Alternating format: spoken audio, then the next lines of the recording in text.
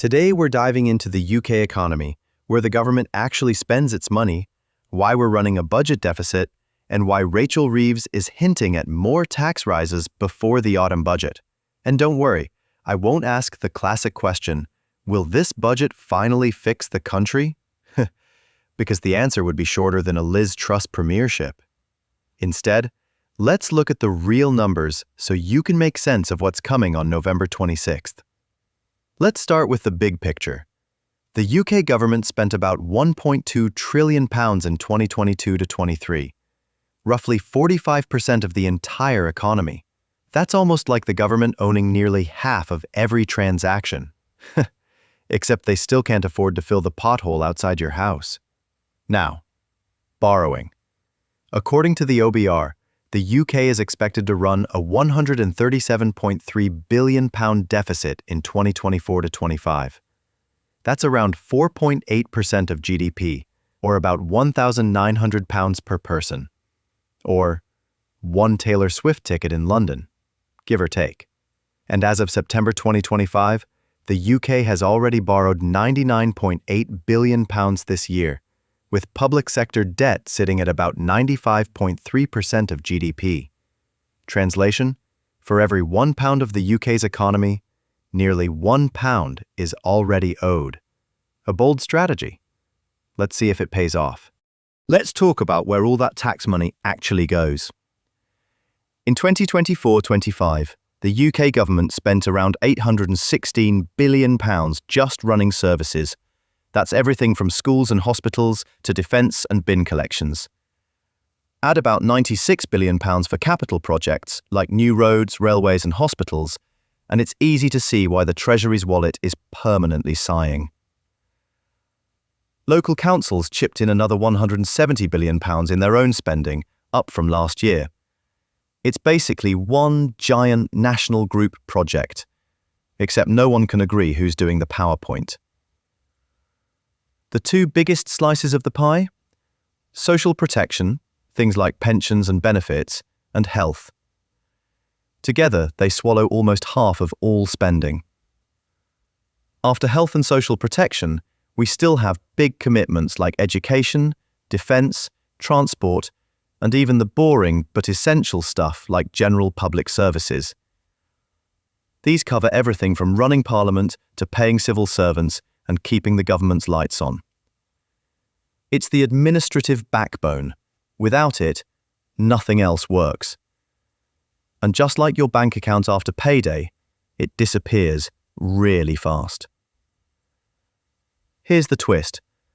A growing chunk of that budget isn't even spending on people. It's interest payments, the cost of past borrowing. In 2024-25, the government paid about £85 billion just in debt interest. That's roughly what we spend on education.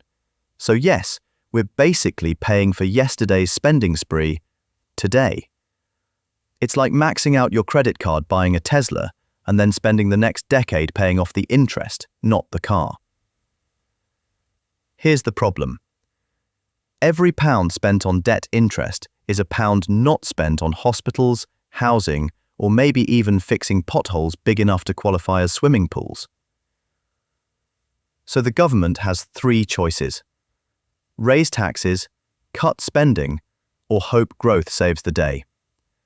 Spoiler, politicians usually promise the third option, while secretly doodling the first two.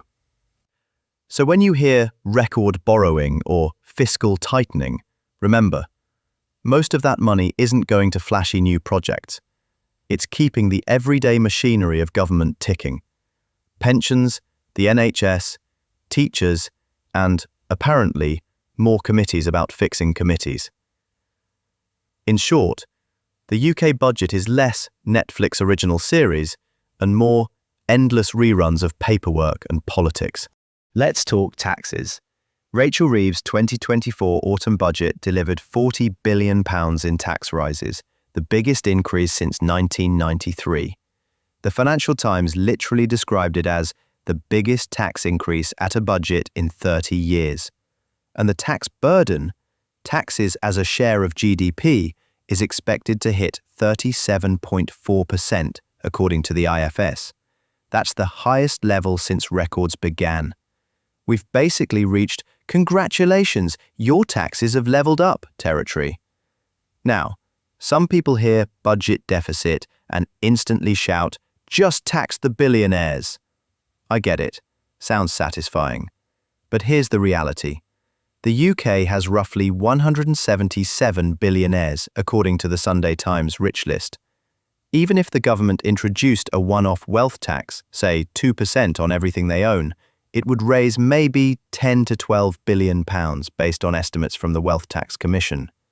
And remember, the deficit this year alone is 137 billion pounds. So yes, we could tax the billionaires and cover about 3 weeks of government spending. After that, we're straight back to taxing, well, everyone who isn't on a yacht in Monaco. Which is why chancellors of every party always end up targeting the same groups: middle-income workers, businesses, and consumption taxes, because that's where the real revenue comes from. Billionaires make great headlines, but they don't fund the NHS. Millions of ordinary taxpayers do. According to Reuters, Reeves has already lost the £9.9 billion of fiscal headroom she set aside for meeting her target of balancing day-to-day spending by 2029. Translation: the wiggle room, it has stopped wiggling. And that's why she's hinting at further tax increases this November. So, when November 26th arrives, don't be surprised if the autumn budget feels heavier. Higher taxes, tighter spending, or new rules for businesses. Something's coming. This video is the warm-up. In the next video, we'll break down exactly what Reeves announces, who pays more, who pays less, and whether anything in Britain will get fixed, or whether potholes will evolve into minor tourist attractions. If you've made it this far, you clearly care about the UK economy as much as I do. Or maybe you just love fiscal chaos. Either way, subscribe for the autumn budget special coming up on November 26th. Got questions or predictions? Drop them in the comments. We'll feature the best in the next video.